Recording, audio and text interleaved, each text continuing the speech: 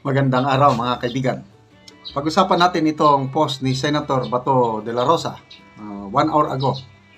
Sabi niya, when my security details were recalled by the PNP, retired cops and soldiers started volunteering as replacements. They have no firearms, but they are equipped with kamote, balanghoy, saging, manok, bisaya, and ready to survive with me. Very heartwarming. Okay. I don't know kung kailan nila ito ni-recall, ano? Was it a long time ago o bago lang? Hindi niya binanggit, ano? But ang alam ko, as a senator, entitled siya ng security dahil senador. Yung pagiging chief PNP niya, I believe, entitled din siya dahil chief PNP. But, depende sa administrasyon, ano? So, katulad ng ginawa nila kay VP Sara, tinanggalan din siya ng security, tapos i-replace, ayaw na ni VP Sara.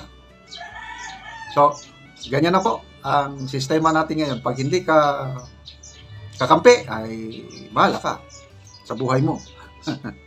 Grabing ano sa politika. So, nakaka-heartwarming nga naman yung mga retirado, policeman o sundalo, ano sila? Volunteer. Volunteer, walang sweldo. Wala silang armas dahil hindi sila authorized na mag-carry ng firearms outside residences. So, nung dala-dala, wala lang. Pagkain. No? Kaya sabi niya, kamote, balanghoy, saging, manok, bisaya. Kasi walang sweldo, dapat sarili nilang pagkain. So, dito mo na makikita yung pagmamahal. Kagaya si PRRD. May napanood akong Facebook reel. Mayroong nurse na matagal nang nakatira sa Europe. Nagbo-volunteer siya. Kung pwede siyang ma-accredit na nurse ni PRRD habang nandun siya sa detention facility sa Netherlands. Dito mo makikita yung organic na pagmamahal ng taong bayan sa kay Pangulong Duterte, VP Sara at mga kalyado. Kasama na si Senator Bato de la Rosa. Napipinto yung kanyang warrant of arrest. Sinabi na ng ICC Assistant to Counsel si Attorney Cristina Conte, naniniwala siya na may susunod na warrant of arrest laban kay Senator Bato. May nabanggit pa, laban kay dating PNP Chief Oscar Albayalde. At kung naisyuhan ng warrant of arrest si PRRD na ang kanyang classification lang is indirect co-conspirator, ako, opinion ko lang ito, darating ang panahon, lalabas din ang warrant of arrest para kay Senator Bato. So ngayon, tinanggalan na siya ng security. Bahala na lang ang taong bayan na mo protekta sa kanya. Basa lang tayo ng mga comments.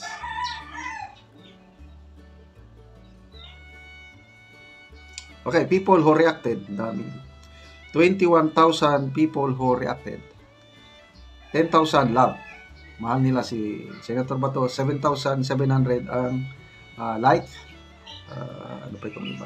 137 lang ang tumatawa. Ito lang yung negative o hindi naniniwala kay Senator Bato. So, halos 99% mga reaksyon ng tao, pabor, positive kay Senator Bato. Okay. Admar Villando, mga comments na tayo ha. Di na basta-basta Senator Bato. Ed Regiazo, salot sir, galawang gipitan na yan. Yes, ginigipit eh.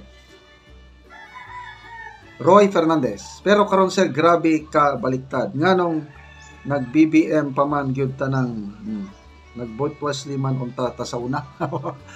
Yung sinasabi niya, nung una daw, dapat hindi na tayo vote wisely. Wala eh, nabudol tayo eh. Ako rin.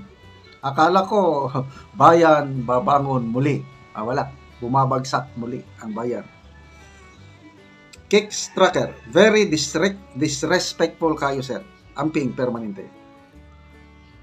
Denzel Katakutan, That is love and loyalty.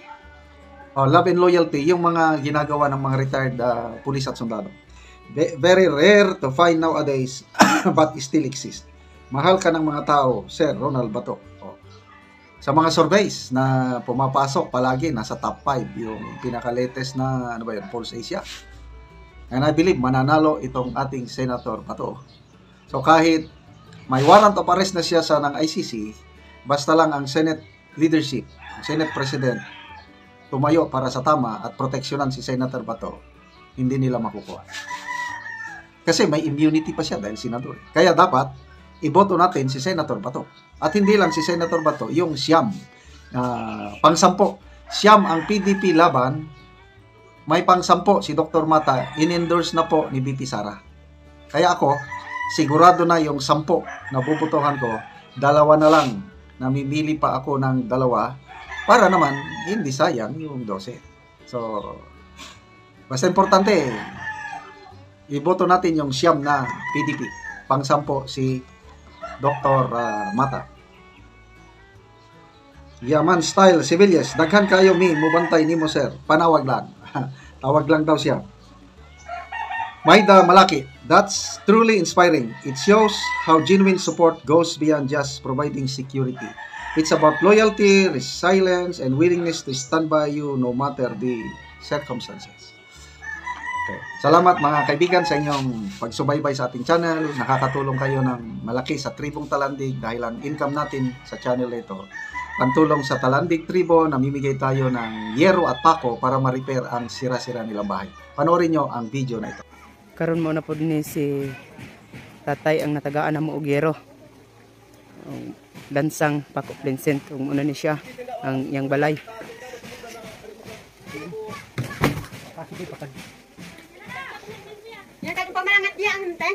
Ug mo na ni ang balay ni tatay nga natagaan na mo gero, ug mo na ni ang kadako sa bulsot sa ilang balay nga yero.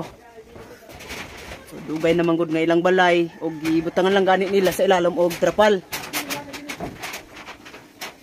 Yang kadako sa bulsot.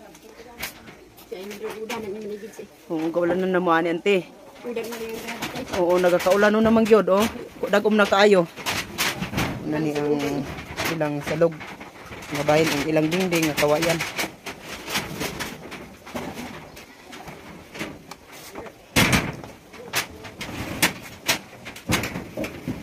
Ante unsay mong ikasulti nga naabot ng inyong hero, makaatop na mo gid karon. Pasalamat din sa Ginoo kay natabangan mi aning mga atop nga dapat sa amo nga dita pang kasi sa kuan pati ani nga isin na hinaut unta ang Ginoo na may magabalos kanila.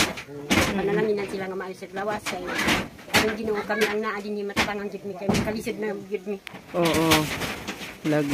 Salamat sa video nga gatan-aw sa Oo. Sa video sa YouTube. Video sa YouTube. Oo. So nagpasalamat ka sa Ginoo sa nagtana sa video nga natabangan na mugsin. Natabangan na mi ugsin. Oo, dili na mo maulanan. Oo, kay makaatop naman mo karon so mawala naman karon ang inyong atop nga dako kaayo og bangag. Oo. Salamat din sa Ginoo. Oo, salamat kayo ante. Muna ni magatop sila karon. Muna ni ang ilang balay nga gatuluan. Sige ante, salamat.